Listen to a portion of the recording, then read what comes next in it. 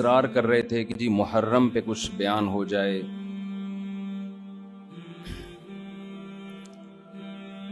محرم میں دو طرح کے موضوعات ہوتے ہیں. ایک تو کربلا کے موضوع کو بیان کیا جاتا ہے، اس پر میں ایک دفعہ بیان چند سال پہلے کر چکا ہوں کہ اس میں معتدل رائے کیا ہے. کبھی موقع ملا تو دوبارہ بیان کر دیں گے انشاءاللہ کہ اس سے ہمیں اسباق کیا ملتے ہیں، اس میں صحیح بات کیا ہے، واقعے کا صحیح پہلو کیا ہے. اس میں افراط و تفرید بہت ہے، مبالغہ آرائیاں بہت ہیں.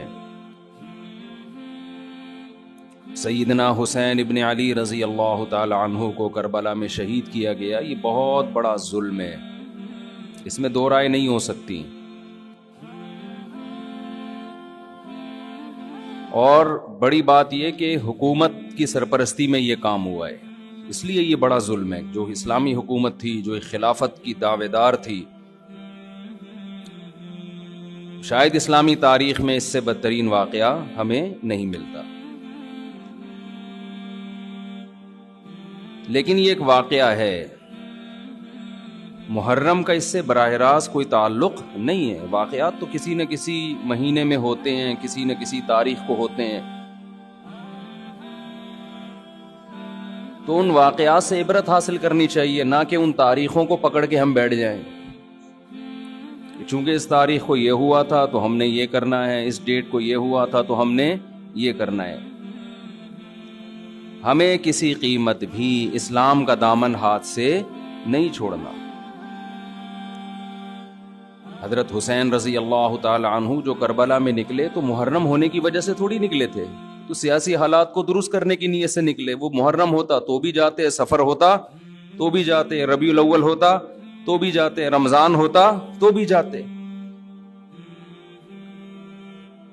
اس کا محرم سے کیا تعلق ہے؟ جس چیز کو آپ نے حق پہ سمجھا اس کے لیے آپ نے خروج کیا، اس کے لیے اپنی گردن کٹا دی.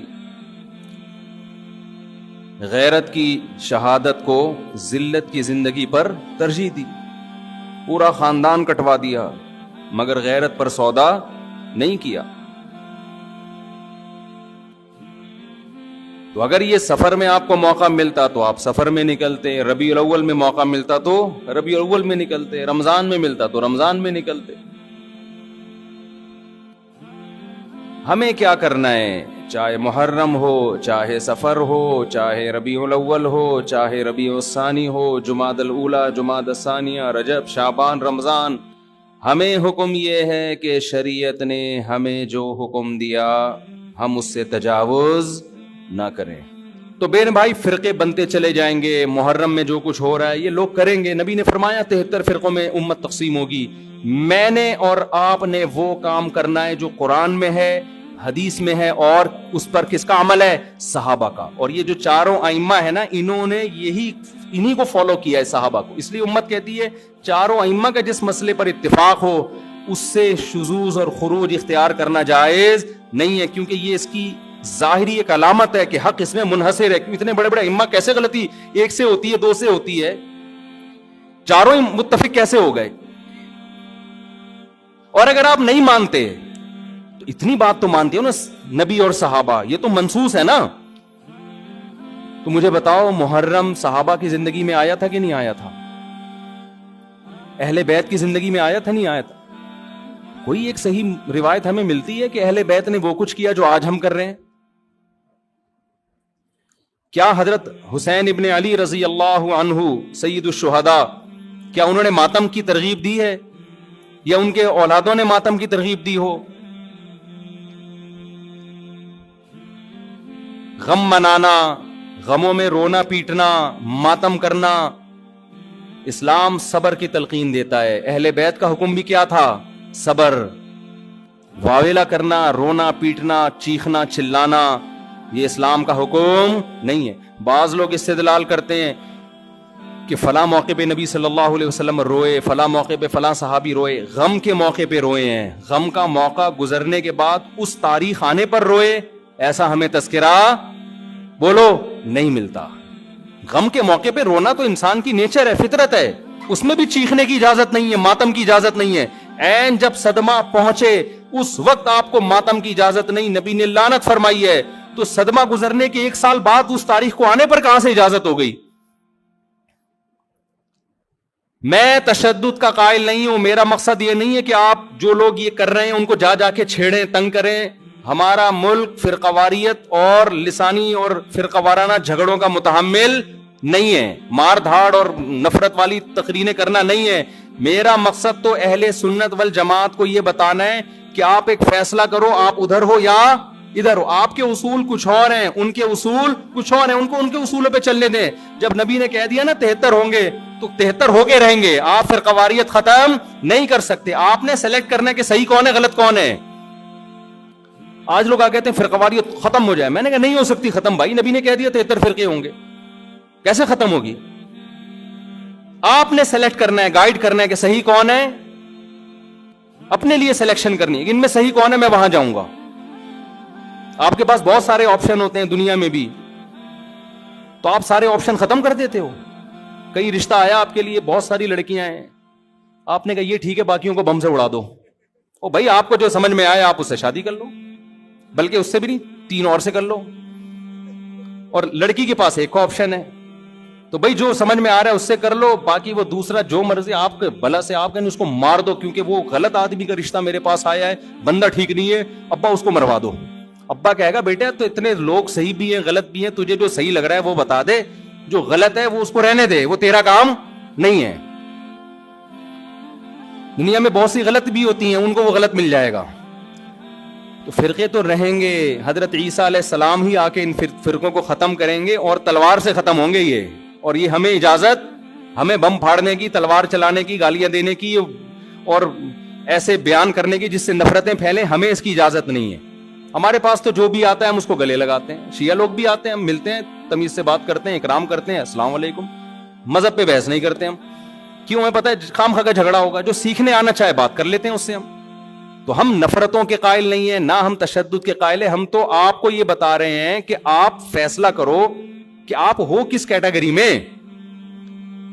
ہماری حدیث ہمیں یہ بتاتی ہے، ہمارے نبی ہمیں یہ بتاتے ہیں کہ ما انا علیہ واصحابی، جو میرے اور صحابہ کا طریقہ.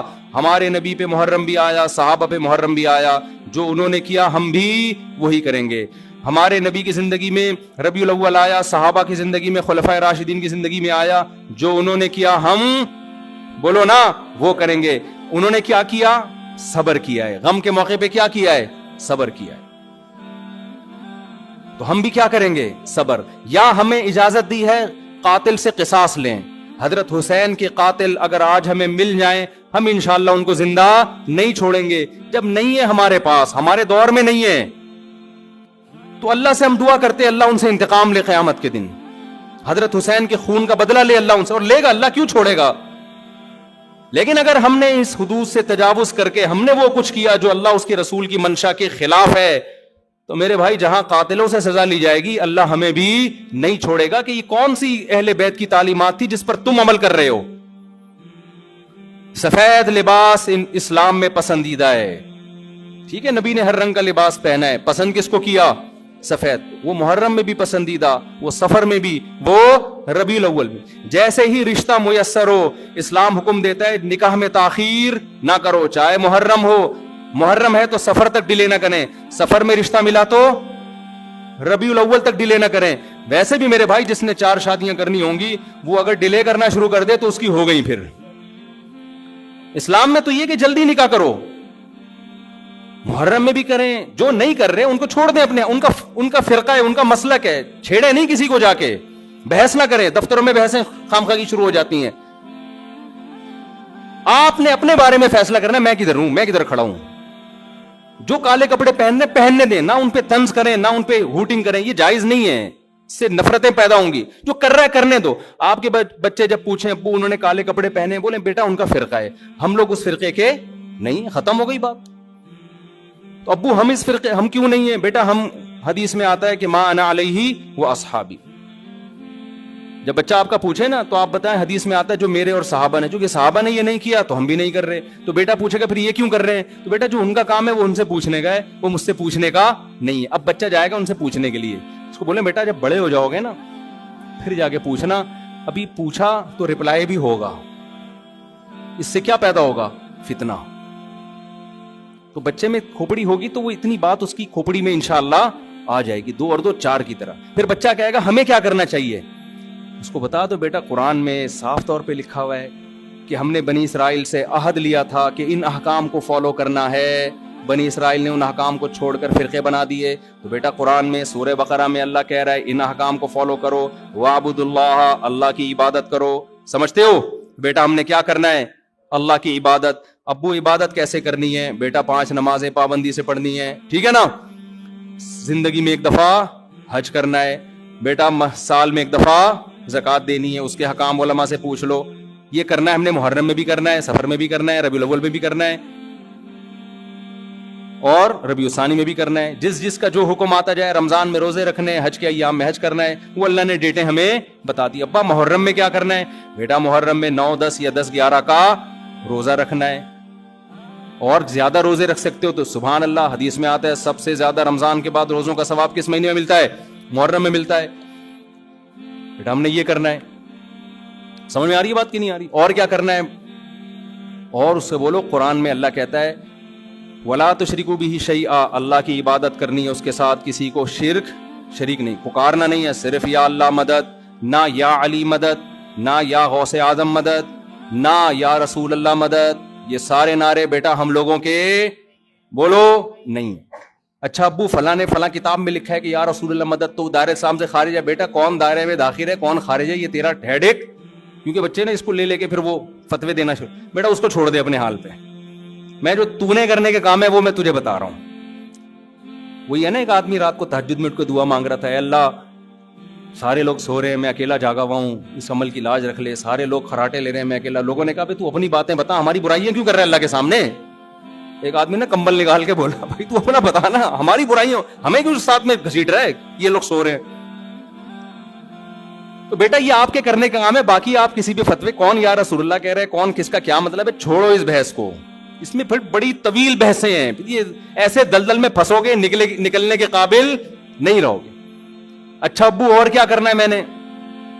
تو ان کو بتاؤ وَاعْبُدُوا اللَّهَ وَلَا تُشْرِكُوا بِهِ شَيْئًا وَبِالْوَالِدَيْنِ احسانا. بیٹا ماں باپ کے ساتھ کیا کرنا ہے؟ احسان. کیسے احسان کرنا ہے؟ اللہ کہتے ہیں لا تقل لهما اف, ماں باپ کے سامنے اف بھی نہیں کہنا, ان کے قدموں میں جنت تلاش کرنی ہے, محبت سے ان کی پیشانی پر دیکھنے سے حج عمرے کا ثواب ملے گا. سب سے بڑا حق اللہ رسول کے بعد کس کا ہے؟ والدین کا. ابا اور کیا کرنا ہے میں نے؟ وَبِالْوَالِدَيْنِ احسانا وَبِذِي الْقُرْبَى, بیٹا جو رشتہ جتنا قریب ہے اس سے بنا کے رکھنی ہے. ماں باپ کے بعد سب سے قریبی رشتہ بھائی بہنوں کا ہے, ان سے توڑنے نہیں دیکھنا, چاہے محرم ہو چاہے سفر میں ہو. کوئی روٹھا ہوا ہے تو اس کو جا کے کیا کر لو؟ راضی کر لو, ان پہ خرچ کرو, ہدیے دو, ان کو نذرانے دو, تاکہ یہ جڑیں. جو رشتہ داری توڑتا ہے وہ محرم میں جو مرضی کر لے, حدیث میں آتا ہے وہ جنت میں نہیں جائے گا, چاہے وہ ربیع الاول میں جو مرضی کر لے. ابا اور کیا کرنا ہے؟ بیٹا رشتہ داری میں سب سے پہلا کام یہ ہے, قرآن کہتا ہے عورت کی میراث نہیں کھانا. میں مر جاؤں اپنی بہن کی وراثت اس سے پوچھے بغیر فوراً ہینڈ اوور کر دینا. سمجھ میں آ رہی ہے بات کی نہیں آ رہی ہے؟ فوراً کیا کر دینا, اس کے حوالے کر دینا میں مر جاؤں تو. ایسا نہ وہ 20 سال تک مانگتی رہے, یا آپ بولو ہم نے جہیز اتنا دے دیا تھا. اور بھی اس طرح کے حکام ہے جو سورۃ بقرہ میں ایک ہی جگہ اللہ نے وَقُولُوا لِلنَّاسِ حُسْنًا, جب بھی لوگوں سے بات کرنی ہے اچھے اخلاق سے بات کرنی, تمیز سے بات کیا کرو. بیٹا جب تم بات کرتے ہو تو لگتا نہیں ہے کہ تم نے تمیز کہیں سے سیکھی بھی ہے. آہستہ آواز میں بات کیا کرو, دھیمے لہجے میں بات کیا کرو. یہ تو نہ کہیں تمیز سیکھی بھی نہیں ہے پھر اور بدتمیز بن جائے گا. تو وَقُولُوا لِلنَّاسِ حُسْنًا وَأَقِيمُوا الصَّلَاةَ, نمازوں کو پابندی سے قائم کرو. یہ ہمارا اسلام ہے جو محرم میں بھی ہے, سفر میں بھی ہے, ربیع الاول میں بھی ہے. اس کے علاوہ جو کچھ ہے میرے بھائی وہ ہماری اپنی اختراعات ہیں, ایجادات ہیں, اس میں اللہ کی رضا شامل نہیں ہے. اللہ تعالی ہمیں سمجھنے کی, عمل کی